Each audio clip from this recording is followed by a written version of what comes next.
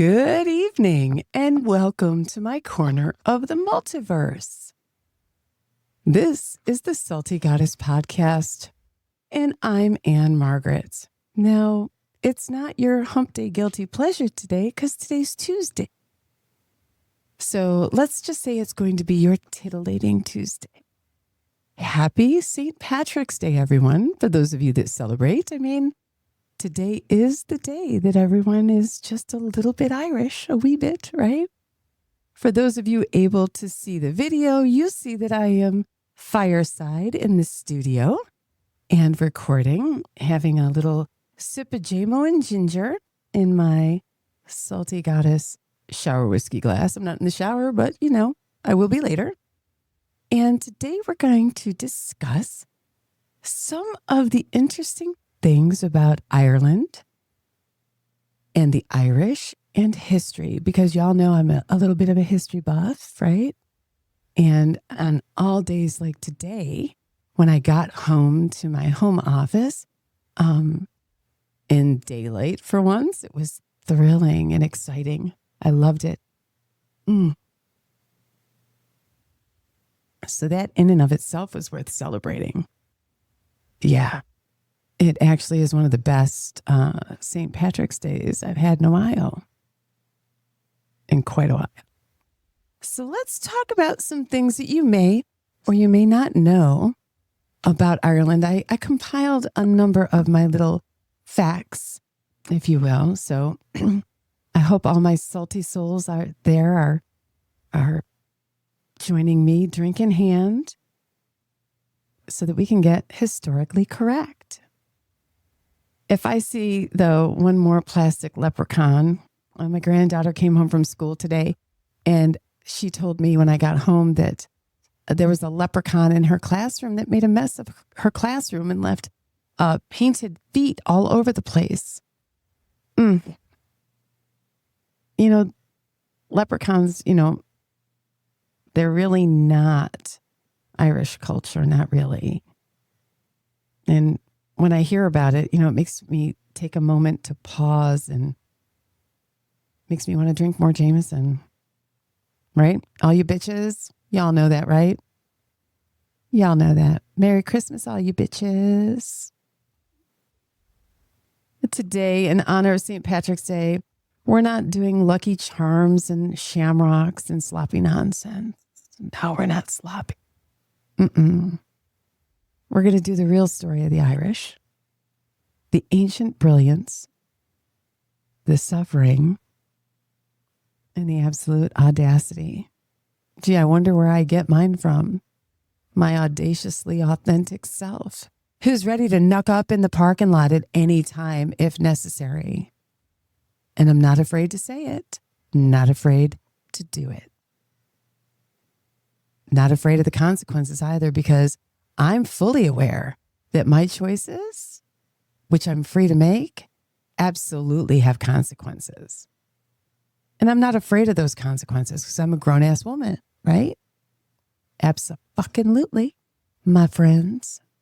So you're going to learn how the Irish came to America, got treated like absolute second-class citizens and some level of garbage or trash, but turned around and still built this damn place anyway. So settle in, have a sip of your drink. I'm going to have a sip of mine, and we're going to get to it in just a moment.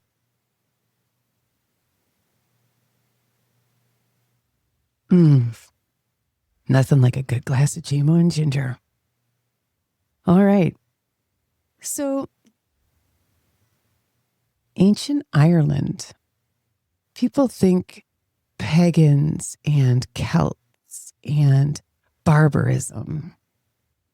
But you might be surprised to know that those are really mythic.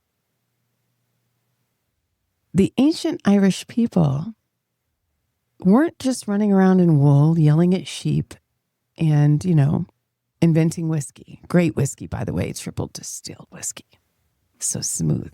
No, ma'am. No, sir. No, they weren't. They weren't doing that.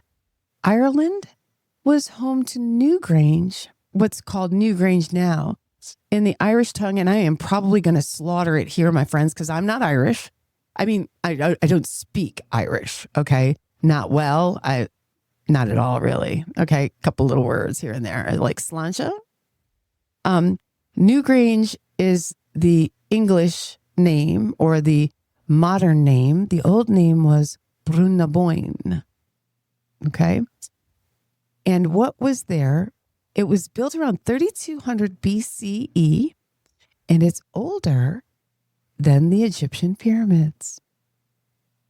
It's not just a pile of rocks.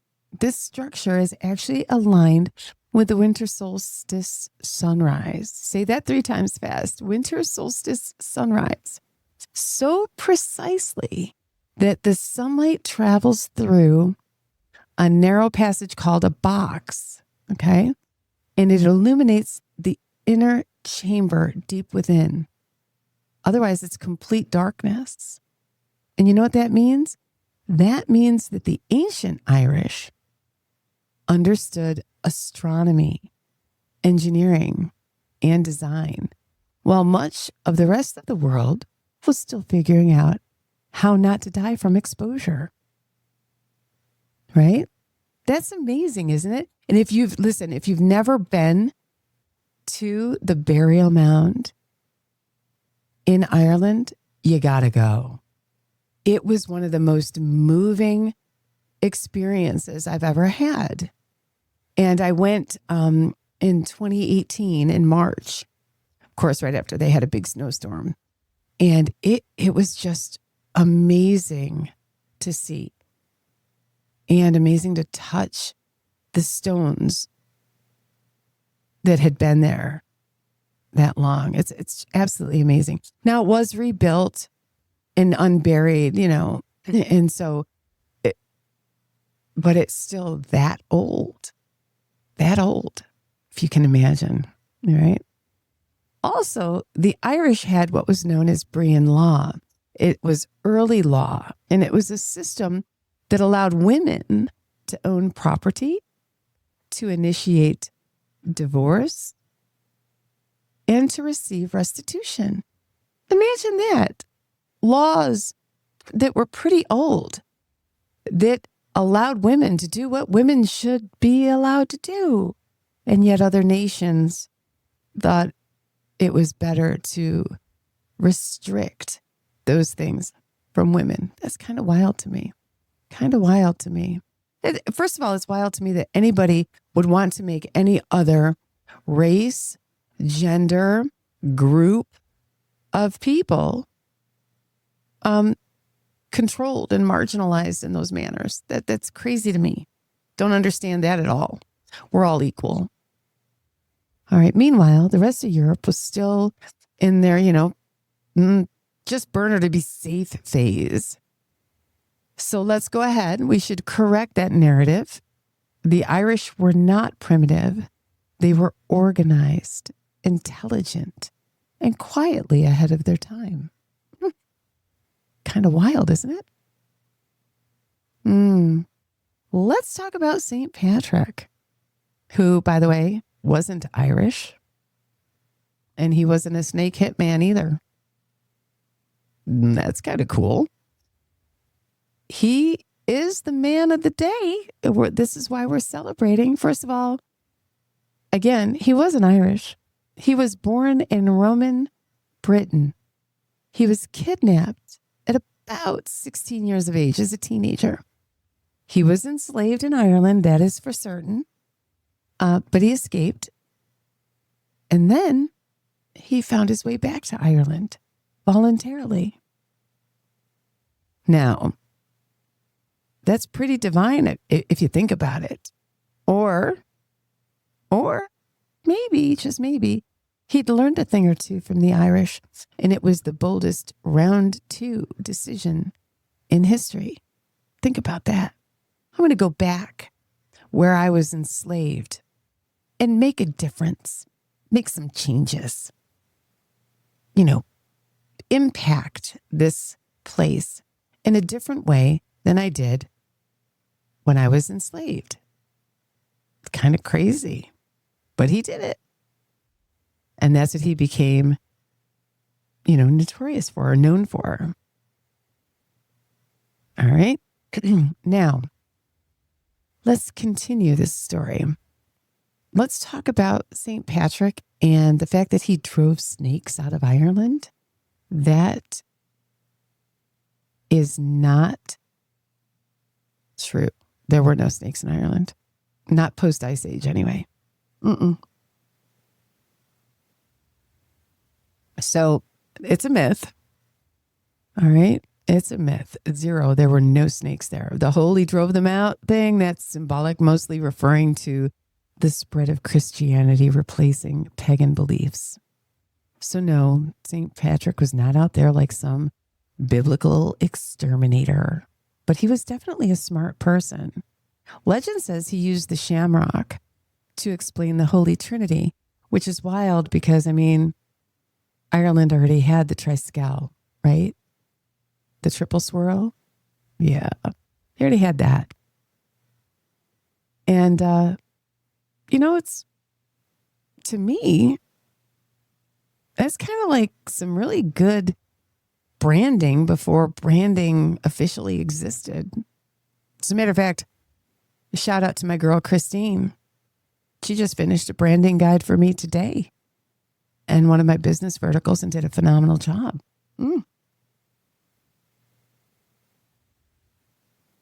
She's my St. Patrick of 2026. She was of 2025 too, just in case you wondered. Now, let's talk about something else, though, that's not cutesy, not bold, not ahead of its time. The Great Irish Famine was not just a bad harvest or a poor harvest. And we're going to shift because this is kind of where it gets real. And I want to be very, very, very clear that the Irish famine was not a potato problem, not in totality, right? It wasn't. It was a blight, for sure. There was a potato blight. There's no denying that at all. There's no denying it. Absolutely was. But during this time, food was still being exported out of Ireland. So while the inhabitants, the residents, the Irish were starving to death because their harvest was poor, food left the country while the people were starving to death. Over 1 million people died, and as many as another 2 million fled the country. And they didn't leave on luxury liners.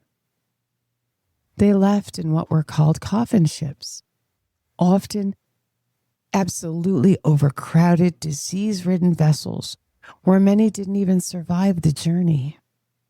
So when people talk about Irish immigration like it was some charming voyage toward opportunity, it definitely was not.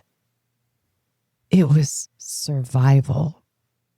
Absolute survival. When the Irish arrived in America, one would think that they would be welcomed because this is the land of the free and the home of the brave and the great melting pot of the world. We open our arms to the poor, the unfortunate. But not here. They were not welcomed. They were labeled as dirty, uneducated, drunks, and they made sure to let them know that they were unwanted, even with signs that said, for job postings, by the way, in windows, no Irish need apply, because they'd never get hired. Imagine that. Imagine looking at a sign and seeing no Irish need apply, knowing that you're not welcome, that those people believe that you are substandard. But much like me, my ancestors really didn't give a shit. And this is what they did anyway. They built the railroads. They dug the canals. They worked the worst jobs nobody else wanted. They became the backbone of American infrastructure, without a doubt. They do the jobs no one else wants. They walk in and tell the truth. They walk in and do the deed, do the job that no one else can do, that no one else has a backbone to stand up for.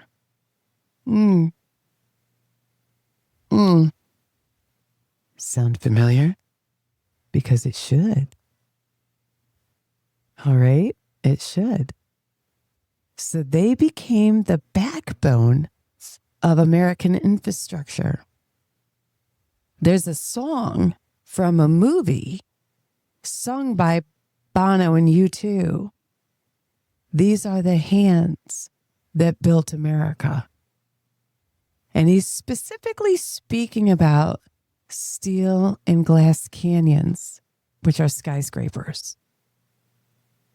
Just know that the Irish, though marginalized, were not the first to be marginalized. We all know that. Okay? So we know that more than one group of people helped to build this great country. But today, as we celebrate my Irish roots, we'll discuss the Irish because it's important to me. And it's my fucking podcast, so I'll talk about whatever the fuck I want. Huh, how about that? Don't like it? Knuck up or shut the fuck up. How about that? Yeah, that's what I thought. I'll tell you the truth. Whether you like it or you don't, and whether it gets me in trouble or not. So, after they became the backbone of modern America and the American infrastructure, you know what else they did? They organized. They created community networks and eventually political power structure, like Tammany Hall. And they went from being excluded to running the cities. And trust me when I tell you, that's not luck. That's success. It's strategy, resilience, and a little bit of, we're not going anywhere, so y'all are going to just have to deal with it. And you'll deal with it. Irish culture hasn't just survived, by the way, because you really can't kill the Irish, but it spread. Our storytelling became legacy. Music shaped American genres like folk and bluegrass music. Traditions carried across the oceans from Ireland to this land here, America. And this will kind of make you laugh. Like, I'm wearing green today too, just like most people are. But did you know that St. Patrick's color was actually blue? Green came later, tied to Irish nationalism and rebellion. And it's in the flag. When I got up this morning, I was wearing orange. And I changed into green because, that's our flag, orange, green, and white. So all this green everything, that's history evolving, not history beginning. And don't forget, the Irish is where Halloween started. It was the festival of Samhain. Okay? So you're welcome for that too. by the way. So, my friends, the Irish didn't come to America chasing dreams. They came to America trying to be released from the grasp of a nightmare where a ruling king decided that the Irish could just die while they exported all this food from that island and sent it back to Britain. Food. When you think about Maslow's hierarchy, it's right there. It's at the base of your survival of who you are. It's one of your basic needs. And so many were starved to death because what that king demanded for himself, he denied others. It's unreal. It's a painful past. It's a painful story. So many just died. And what the fuck? Unbelievable what humans will do to one another. Unbelievable. All in the name of power, greed, and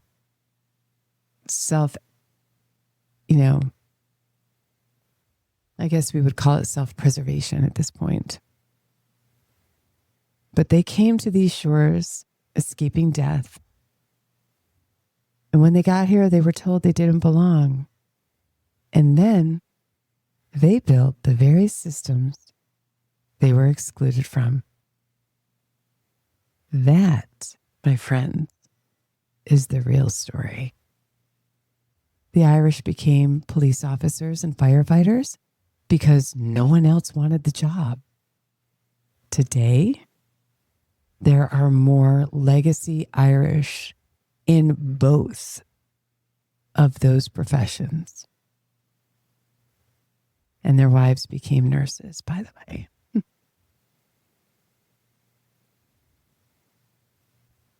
And their daughters, and their sisters, and their cousins. So, to my Braden and my Breslin and my Claire, who are just oh so very Irish. To my little redheaded Adriana, Kiki, Sparky, Sander, Lilibet. You should be proud of your heritage, your Irish heritage. Okay? Now, just so you know, that's the story of perseverance and a belief that no matter what anybody else thought, we did belong. So, not the glitter, not the green beer dye, not plastic hats, not leprechauns, not shamrocks, okay? But grit, resilience, audacity. So today, if you're raising a glass, and I hope that you are, do it with a better understanding of what Ireland is really all about and the Irish. Do it with less nonsense. Do it with pride. Sláinte, have a sip, my friends.